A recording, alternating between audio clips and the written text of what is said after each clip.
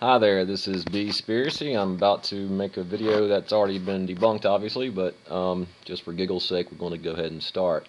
Here is the original image taken off the MUFON site of this craft that's in debate.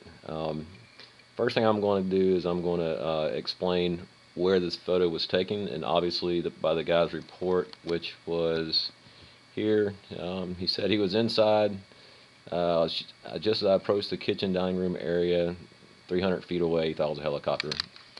Um, the image itself shows the craft, which he said 300, 400 feet away.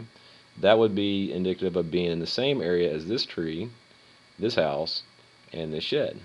So all comparing details should be related around those artifacts of the picture. Now, the first thing I'm going to compare is the blurry issue. The points of interest I'm going to compare to are the top of the shed and the window sill of the house. The reason why I'm choosing the top of the shed is because there is a light on here that's not as bright as the ship, and there is a hard edge that has a similar contrast value as this ship according to the sky. So edges here and that edge there should be similar. So I copied and pasted those next to the ship, and that's where I'm going to zoom in. Okay, now we have the picture of the seal and the picture of the craft side by side, and from what I'm seeing here, the actual hard edge nature of this seal and the hard edge nature of this craft are rather similar. Also, you see that the light value right here is the spherical nature of that is pretty similar as well. If you go through the channels and you actually look at the individual channels and how the splotchiness of each channel looks compared to the craft, here that's too dark. Not super hard. That isn't totally hard, and this isn't totally hard as either. But quick of note, if you know about cameras and CCDs, this image right here is off to the left, and it's inside an area that has much less of a contrast nature compared to this craft that's in the sky.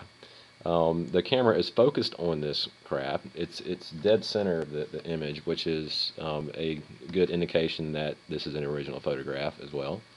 But the fact that this craft is in the center of the sky allows the camera to have an easier time of distinguishing edges than compared to over here with the house, because all this is dark. This is kind of dark. It's underneath all the trees, so the CCD has a little bit harder problem distinguishing the dynamic ranges of these kind of details.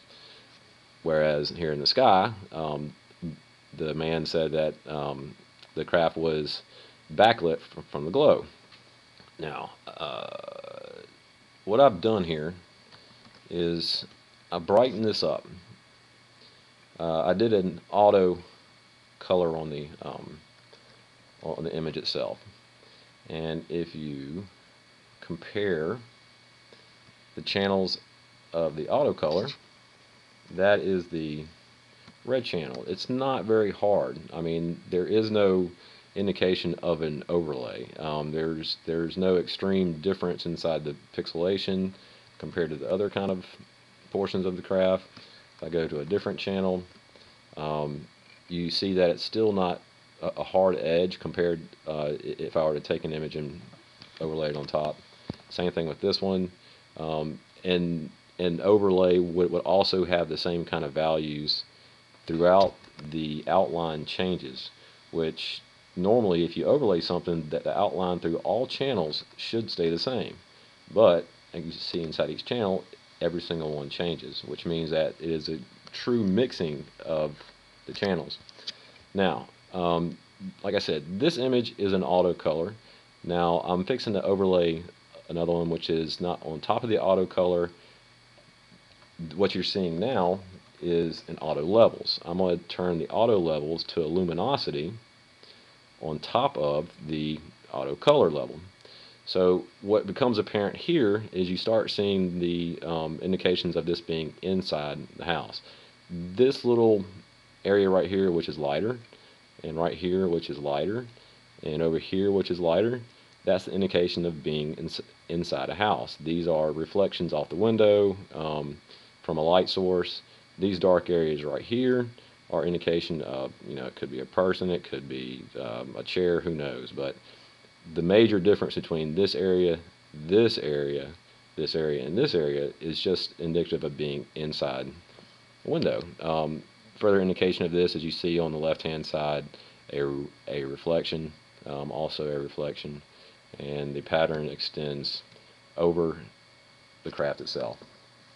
All right. Let's go back to the original color range.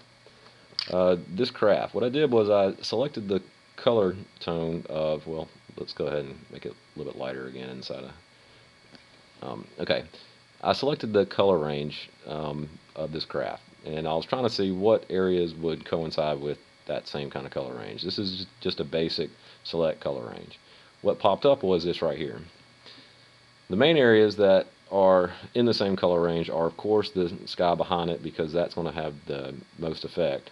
2, the house, which is in the same area as this craft is supposed to be. A little bit at the top of the shed, which is in the same area as the craft's supposed to be. And, of course, the top of this trees, which is in the same area as where this craft is supposed to be. It's heavier. I mean, there's more correlation between the top of this tree and this craft, where this guy described it to be, than in the background. So if it was an overlay to match this ship to the same color range as this tree, is not only that's just a darn good job if it's true. Next, I'm going to go back to the overlay of the luminosity auto leveled layer on top of an auto color, and we're going to look at the shimmering issue that I believe Bledney had brought up. If this craft were real and the propulsion was causing some kind of shimmering effect, the nearer to the person taking the photograph lights would have less shimmer, because obviously they're toward us and the propulsion would be underneath the craft, I would believe. Or that's just how I would think it would. I could be wrong. The nearer lights are rounder than the far lights. Now, of course, the lights could be on the underside, or they could be on the other side of the craft, but the far light of the craft, if this is a triangle, is really almost gone. If there was any shimmer effect, that light would be the most effective, because it's the smallest and it's the least visible. Compared to the China UFO, this is almost gone, and it's just kind of shimmered out. This light right here also has more shimmery effect. It's not as round as these right there, and if I had to think of a shimmer, that would be it. Also, this one right here is less round than any of the others. Does that indicate a shimmer? I don't know.